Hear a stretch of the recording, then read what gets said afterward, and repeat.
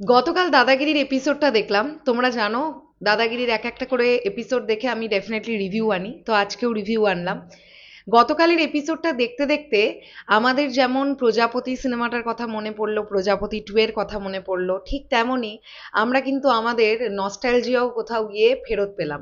কেননা একই সঙ্গে এমন কিছু অভিনেতা অভিনেত্রীদের একসঙ্গে দেখতে পাওয়া গেল যাদেরকে দেখা মাত্রই পুরনো দেবদার পুরনো সিনেমার কথা আমাদের মাথায় এলো। যেমন বিশ্বজিৎ বাবু, বিশ্বজিৎ চক্রবর্তী, তুলিকা বসু, মিঠুন চক্রবর্তী, মমতা শঙ্কর তো অবশ্যই, তারা তো মানে আলাদাই ইমোশনের জায়গায় আছেন। এছাড়াও আমরা শ্রীপর্ণাকে দেখলাম, জ্যোতির্ময়ীকে দেখলাম, বিশ্বনাথ দাকে দেখলাম। তো গতকাল দাদাগিরির এপিসোডটা কিন্তু বেশ ভালো লাগলো। বেশ ভালো একটা এপিসোড দেখলাম। হ্যালো এভরিওয়ান, আমি পৌশালী চলে এলাম আরও একটা নতুন ভিডিও নিয়ে। আশা করছি তোমরা প্রত্যেকেই খুব ভালো আছো। দেখো, আমি শনিবারের দাদাগিরিটা এখনো দেখে উঠতে পারিনি, তাই আমি রিভিউ করতে পারিনি। বাট গতকালের নতুন এপিসোডটা আমি দেখে ফেললাম, যেটা গতকাল এলো। সেই এপিসোডটা দেখবার পর আমার এটাই বক্তব্য যে খুব সুন্দর একটি এপিসোড দেখলাম। দারুণ। স্পেশালি মিঠুন চক্রবর্তী এবং মমতা শঙ্করের 50 বছর সেলিব্রেশন অফ মৃগয়া, সেটা যেভাবে করা হলো, বা তাদের যে কনভারসেশন, যেভাবে পুরো ব্যাপারটা হলো, ভীষণ ভালো লাগলো।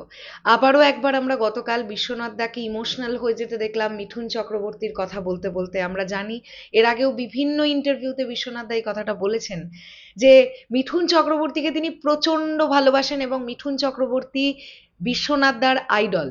এই কথাটা নানান ইন্টারভিউতে আমরা শুনেছি। গতকাল আবারও সেই ধরনের একটা ব্যাপার আমাদের চোখের সামনে এলো। এছাড়াও শ্রীপর্ণা, সে পাড়ার দিদি, সেই ব্যাপারটা যেভাবে হলো, বা জ্যোতির্ময়ী ছোট্ট করে সেই যতটুকুনি বলল তার প্রজাপতি 2 এর জার্নি, সব মিলিয়ে বিষয়টা ভালো লেগেছে। কোয়েশ্চেন অ্যান্সারগুলো বেশ ভালো ছিল। মানে অনেক কিছু শিখলাম। এক্স্যাক্টলি বেশ কিছু কোয়েশ্চেন আগে থেকে, মানে উত্তর আগে থেকে মোটামুটি জানা ছিল, কিন্তু বেশ কিছু উত্তর আগে থেকে জানতাম না, যেগুলো গতকাল শিখলাম। ভালো লাগলো। সব মিলিয়ে এই এপিসোডটা ভালো লাগলো। আর একটা জিনিস বলতেই হবে, মিঠুন চক্রবর্তী এই বয়সেও, আমি আবারও রিপিট করতে চাই, তার কিন্তু এই বয়সে এসে নতুন করে আর কিছু করবার খিদে এটা না থাকলেও চলে।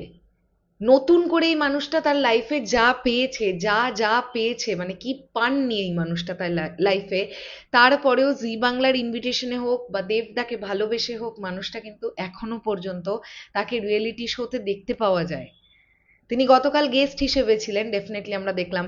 কিন্তু তোমরা এপিসোডটা লক্ষ্য করলে দেখবে একটা সময়ের পর মিঠুন চক্রবর্তী চেয়ার থেকে উঠে কিন্তু দাঁড়িয়েই ছিলেন। কিছু সময় চেয়ারের পেছনে দাঁড়িয়েছিলেন এরকম হাতটা রেখে, কিছু সময় দেবদার পাশে দাঁড়িয়েছিলেন। মানুষটার বয়স কিন্তু কম হলো না। রিসেন্টলিও তিনি নার্সিংহোমে অ্যাডমিট ছিলেন, এখন ভালো আছেন, সুস্থ আছেন, তাই তো শুনতে পেলাম।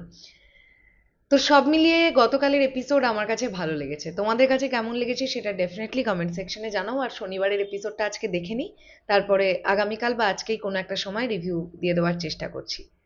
আসছি আবার খুব শিগগিরই, তাহলে এখনের জন্যে টাটা।